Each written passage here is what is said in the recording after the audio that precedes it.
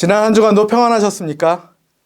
여러분은 물건을 사면 사용 설명서를 꼼꼼히 읽어보시는 편인가요? 아니면 대충 읽어보거나 전혀 읽어보지 않고 무작정 사용하시는 편인가요? 이번 시간에는 누구나 처음 살아보는 인생을 잘 살기 위한 인생의 사용 설명서에 대해 살펴보고자 합니다. 기도하고 시작하겠습니다.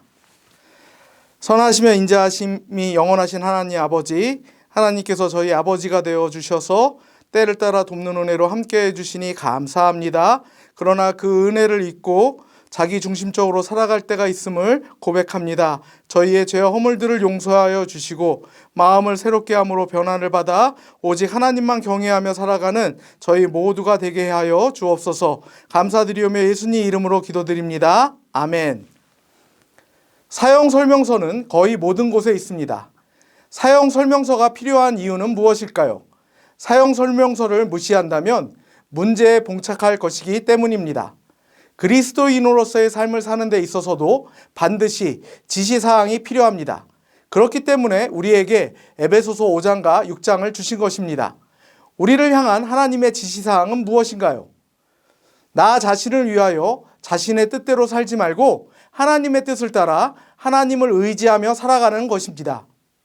그렇다면 어떻게 하나님의 뜻을 따라 살아갈 수 있을까요? 우리 자신의 능력으로는 그 뜻대로 살 수 없지만 성령의 능력을 통해서는 가능합니다. 성령님께서는 우리가 구원을 받은 시점부터 우리 안에 거하셨지만 우리가 항상 성령의 지배를 받는 것은 아닙니다. 우리는 너무나 자주 우리 삶의 영역에서 성령님의 통치를 거부합니다.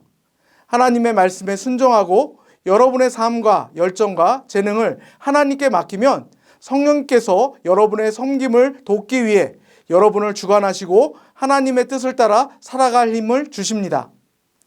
구체적으로 하나님의 자녀로 살아가는 방법은 무엇일까요? 에베소서 5장 19절 말씀을 함께 읽겠습니다. 시와 찬송과 신령한 노래들로 서로 화답하며 너희의 마음으로 주께 노래하며 찬송하며 아멘. 다른 그리스도인들을 향해 시와 찬송과 신령한 노래들로 마음을 다해 주께 노래하고 찬송하는 모습을 보여주어야 합니다. 이는 우리가 발견한 선하시고 신실하시며 지혜로우시고 사랑과 긍휼이 풍성하신 하나님의 성품과 경이롭고 위대하며 장엄하신 하나님의 능력을 널리 자랑함으로써 하나님께 대한 경외심을 일깨워 주라는 것입니다. 에베소서 5장 20절 말씀을 함께 읽겠습니다. 범사에 우리 주 예수 그리스도의 이름으로 항상 아버지 하나님께 감사하며 아멘. 다른 이들의 경외심을 일깨워주기 위해서는 우리가 먼저 그분의 영광을 보고 경외심이 우리의 마음을 사로잡아야만 합니다. 따라서 우리는 하나님께 우리의 눈을 열어 주의 영광을 보게 해달라고 간구해야 합니다. 하나님께서는 우리의 간구를 외면치 않으십니다. 왜냐하면 하나님께서는 우리의 잘못된 경외심을 바로잡기 위해 지금도 일하시고 계시기 때문입니다. 또한 우리는 하나님의 은혜에 대해 감사해야 합니다. 하나님께서는 감사하는 자들에게 더 큰 은혜를 베푸시기 때문입니다. 심지어 우리는 고난 중에도 감사할 수 있습니다.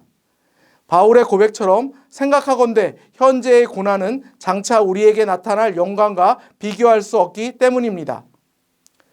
죄는 하나님과 우리 사이의 수직적 관계만을 깨뜨린 것이 아닙니다.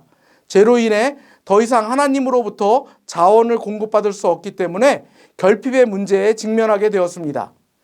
이로 인해 다른 사람들은 경쟁자이며 방해거리로 전락하였고 늘 다툼과 분쟁이 뒤따르는 등 수평적인 관계마저도 깨어지고 말았습니다. 따라서 우리는 수평적 관계도 회복해야 합니다. 우리가 회복할 수평적 관계에는 동료 그리스도인과의 관계, 남편 또는 아내와의 관계, 자녀 또는 부모와의 관계, 종 또는 주인과의 관계 등입니다. 한편 우리의 삶은 사탄, 세상, 죄된 본성과 싸우는 영적 전쟁터입니다. 하나님께서는 여러분이 주 안에서와 그 힘의 능력으로 강건하여지기를 원하시며 그 능력으로 대적과의 전투에서 이기기를 원하십니다. 어떻게 강건하여질 수 있을까요? 에베소서 6장 11절 말씀을 함께 읽겠습니다. 하나님께서는 마귀의 관계를 능히 대적하기 위하여 하나님의 전신갑주를 입으라고 말씀하십니다. 전신갑주를 입는다는 것은 전적으로 주님을 의지한다는 것입니다. 모든 것 위에 믿음의 방패를 가지고 이로써 능히 악한 자의 모든 불화살을 소멸하고 구원의 투구와 성령의 검 곧 하나님의 말씀을 가지라. 모든 기도와 간구를 하되 항상 성령 안에서 기도하고 이를 위하여 깨어 구하기를 항상 힘쓰며 여러 성도를 위하여 구하라. 아멘. 전신갑주에는 방어 무기와 공격 무기가 있습니다. 먼저 방어 무기부터 살펴보겠습니다. 첫 번째 방어 무기는 진리의 허리띠입니다. 사탄은 여러분이 하나님의 말씀을 의심하고 그의 거짓으로 이루어진 잘못된 교리를 믿게 하려고 합니다. 하지만 여러분이 주님을 의지하고 그분의 말씀을 묵상하면 여러분이 사탄의 거짓말을 물리칠 수 있도록 하나님께서 도우십니다. 두 번째 방어 무기는 의의 호심경입니다. 호심경은 심장, 즉 여러분의 소망의 중심을 보호합니다.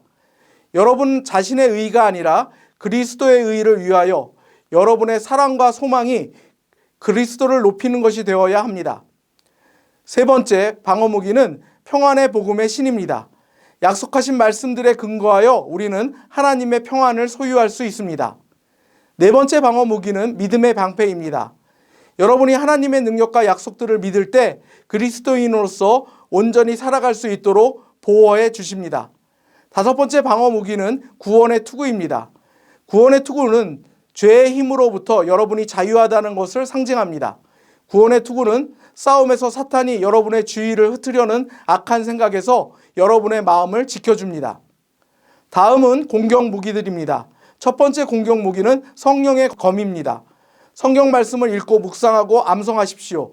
여러분이 하나님의 말씀을 신뢰하면 싸우는 동안 성령님께서 능력을 주십니다. 두 번째 공격 무기는 기도입니다. 어려운 상황뿐만 아니라 항상 깨어 기도하십시오. 하나님께서 여러분을 도우십니다. 이처럼 우리는 성령님을 통해 사탄과의 싸움에서 이길 수 있습니다. 이 시간까지 한 학기 동안 수고 많으셨습니다. 여러분이 경건에 이르기를 힘쓰셨다면 분명 처음 시작할 때보다 예수님을 닮아 있을 것입니다. 그러나 아직 닮아가야 할 부분이 많이 남아있는 것도 사실입니다. 성령님의 인도하심을 따라 경건에 이르기를 힘쓰므로 날마다 예수님 닮아가는 저와 여러분 되기를 바랍니다. 감사합니다.